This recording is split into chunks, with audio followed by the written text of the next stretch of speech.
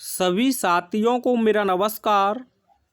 आज मैं आप लोगों को इस वीडियो में एक अनसीन पैसेज को किस प्रकार से सॉल्व करें, इस टॉपिक को बहुत अच्छे तरीके से आप लोगों के समक्ष डिस्कस करने जा रहा हूं। तो साथियों, यह जो अनसीन पैसेज है, यूपी बोर्ड 2023 में जो इंग्लिश क्वेश्चन पेपर हुआ है डबल जेड, उससे इसे लिया गया है। इसमें आपको निर्देश दिया है, read the following passage carefully. आ रहे पैसेज को सावधानी पूर्वक पढ़ें and answer the questions that follow, और नीचे दिए गए प्रश्नों के उत्तर दीजिए।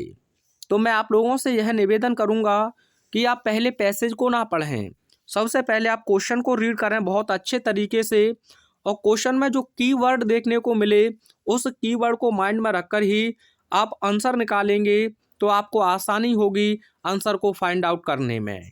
तो देखते हैं आपका जो पहला क्वेश्चन है, इसमें आपको दिया है how should we do our task, हमें अपना कार्य कैसे करना चाहिए, यह क्वेश्चन है साथियों आपका।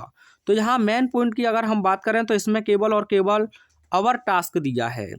अब अगर आप चाहें तो पैसेज को आप पढ़िए, आवर टास्क माइंड में रखना है। तो क्या कह रहा है ये, whatever your task may be, जो कुछ भी आपका कार्य हो सकता है, concentrate your whole mind upon it, आप अपने पूरे मस्तिष्क को इसी पर केंद्रित कीजिए। Throw into it all the energy of which you are capable, और अपनी पूरी शक्ति या ऊर्जा को झोंक दीजिए जिसके कि आप योग्य हैं। तो कहाँ पढ़ने को मिला आपको, तो आप कहेंगे सर ये पहली लाइन में ही लिखा हुआ है। तो आप चाहें तो यहाँ से आंसर कैसे लिखेंगे वो चीज़ मैं आपको बताता हूँ। अगर क्वेश्चन में आपको सब्जेक्टिव केस यू दिया है तो कभी भी आप यू ना लिखें, यू की जगह पर आप लिखेंगे वी। क्या लिखेंगे साथियों, वी। अगर आपको योर पजेसिव एडजेक्टिव के रूप में दिया है तो आप यहाँ कभी भी योर ना लिखें, इसकी जगह पर आप लिखेंगे अवर। ठीक है। अगर आपको ऑब्जेक्टिव केस यू दिया है तो आप यहाँ लिख कर आएंगे अस। पहली बात क्लियर है, यू नहीं लिखना है। हम एग्जामिनर से थोड़ी क्वेश्चन पूछेंगे तो हम रख कर चलेंगे वी। योर दिया है तो अवर, और यू दिया है तो अस। पहली बात क्लियर है।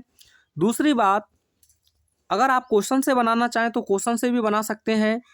तो मैं दोनों चीज़ों को क्लियर करूंगा। अगर आप बिल्कुल ही कमज़ोर हैं और आप केवल पास होना चाहते हैं तो आप पहली लाइन को बहुत अच्छे से ही मेंशन कर सकते हैं आंसर के रूप में। क्या लिख सकते हैं, वॉट एवर।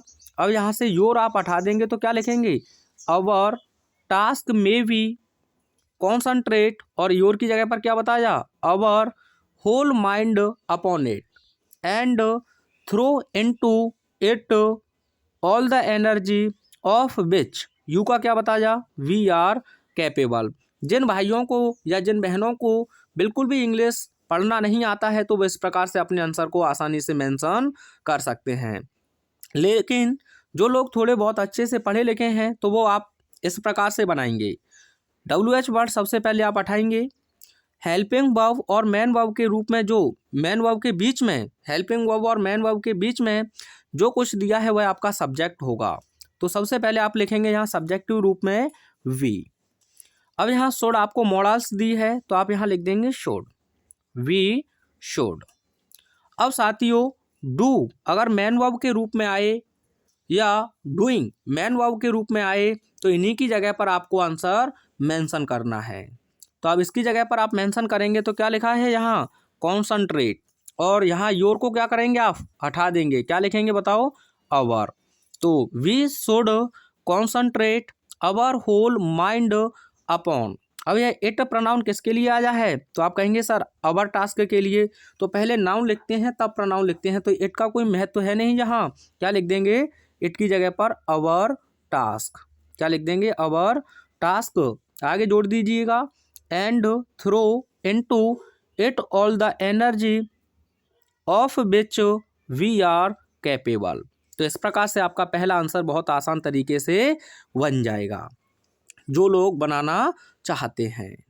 आइए सेकंड क्वेश्चन को देखते हैं। सेकंड क्वेश्चन है, when shall we never fall, यानी कि हम कब नहीं गिरेंगे। तो इसमें देखिएगा आप की पॉइंट की अगर बात करें तो नेवर फॉल, क्या दिया है, नेवर फॉल। ये ढूंढिए कहाँ पर दिखाई दे रहा है, फटाफट से बताइएगा। तो ये आप देख सकते हैं, देखो ये लिखा हुआ है, ठीक है। तो अब यहीं हम देखेंगे इसका आंसर कैसे बना सकते हैं। तो ये दे रहा है आपसे कि you rise by steady climbing and you will never fall.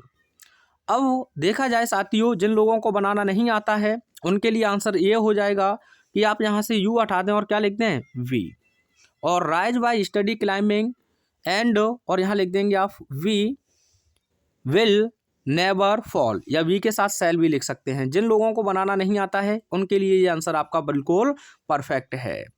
अब जो लोग बनाना जानते हैं वह कैसे कहेंगे, यानी कि यदि हम लोग धीरे धीरे लेकिन निरंतर रूप से आगे बढ़ते हैं तो हम कभी भी असफल नहीं होंगे या नहीं गिरेंगे। तो यह कंडीशनल सेंटेंस है, तो आप लिखेंगे इफ, उसके बाद यू की जगह पर आप लिख देंगे वी, और आगे जोड़िएगा राइज बाय स्टडी क्लाइंबिंग, और आप जानते हैं इसके साथ एंड नहीं बल्कि कॉमा का यूज करते हैं, कॉमा, और यू हटाइए यहाँ से, फिर लिख देंगे वी, और आगे क्या करेंगे, सेल नेवर फॉल। बन गया ना। आगे अगला क्वेश्चन देखिए, wherein lies the secret of true power, यानी कि सच्ची शक्ति का रहस्य किसमें छिपा है, या कहाँ छिपा हुआ है, या किसमें पड़ा हुआ है। तो यहाँ अगर आप देखें की पॉइंट की, तो the secret of true power, देखिए जनाब कहाँ पर दिखाई दे रहा है आपको। तो ये देख सकते हैं आप, ये लिखा है। तो सबसे पहले अगर आप सब्जेक्ट लिखेंगे तो आपको यहीं में से बनाना होगा, क्या लिखेंगे, the secret of true power, उसके बाद यह वर्ब आप लिख देंगे तो लाइज, क्या हो जाएगा, लाइज। उसके बाद दूसरी वर्ब आपको जोड़नी है, तो इसे किससे जोड़ेंगे, इन्फिनेटिव टू से, तो क्या लिख देंगे, to learn by contest practice, और यहाँ लिख दीजिएगा and how to husband, your को हटाएंगे तो क्या लिखेंगे, our resources and to concentrate them at any moment upon a given point. यह आंसर हो जाएगा जो लोग बना सकते हैं, और जो लोग नहीं बना पा रहे हैं तो उनके लिए क्या हो जाएगा, herein lies the secret of true power, by, यहाँ फिर आपको लिखना होगा by learning, by constant practice, आगे फिर वही जोड़ दीजिएगा आप, लेकिन ये ज़्यादा बेहतर रहेगा कि the secret of true power lies to learn by constant practice how to husband our resources and to concentrate them at any moment upon a given point. अगला क्वेश्चन देखिएगा जरा। अगला क्वेश्चन है, शायद आपको दिखाई ना दे, मैं बोल देता हूँ, how do the foolish waste their energy, यानी कि जो मूर्ख लोग हैं वे अपनी ऊर्जा कैसे बर्बाद करते हैं। तो यहाँ की पॉइंट है आपका वेस्ट देयर एनर्जी। तो देखिएगा कहाँ पर है ये, तो देखें आप, ये देख सकते हैं the foolish waste their energy लिखा है ना। तो आप या तो क्वेश्चन से ही बनाइए या फिर यहाँ से सीधा लिख सकते हैं, the foolish waste all their mental and spiritual energy in frivolity, foolish chatter और सेल्फिश आर्ग्यूमेंट। अगर पूरा लिखें तो लिख सकते हैं, नहीं तो अन्यथा यहीं तक आपका आंसर हो जाएगा। उसके बाद आपसे कह रहा है, which word in the passage is opposite of falls, falls का आपको अपोजिट बताना है। तो फॉल्स माने क्या होता है, गलत या झूठ। तो अभी आपने देखा था, ये क्या हो जाएगा इसका अपोजिट, ट्रू, यानी कि सच्चा। अगला है, what is meant by two concentrate, यानी कि कॉन्सनट्रेट का मतलब क्या है। कॉन्सनट्रेट का मतलब होता है पे अटेंशन, क्या होता है साथियों, टू लिख लेना इन्फिनेटिव में, टू, क्योंकि to pay attention, to pay attention, ठीक है, ये आपका मतलब होता है, यानी कि ध्यान देना। कॉन्सनट्रेट का मतलब भी क्या होता है, ध्यान देना। यहाँ कह रहा है, give the antonym of foolish, foolish माने आप जानते हैं मूर्ख होता है, तो मूर्ख की जगह पर आप क्या लिख देंगे, पैराग्राफ में नहीं दिया है तो अपनी तरफ से याद होगा आपको, बहुत ईजी है, तो वाइज। इस प्रकार से आप एक अनसीन पैसेज को आसान तरीके से सॉल्व कर सकते हैं। वीडियो कैसा लगा कमेंट के माध्यम से अवश्य बताएं, क्योंकि यह 15 नंबर का पैकेज आपके लिए, इसे एक बार अच्छे से और देखें, किसी और वीडियो को मैं लेकर आऊँगा आपके समक्ष, जिससे और अच्छी आपकी प्रैक्टिस हो सके। Thanks for watching.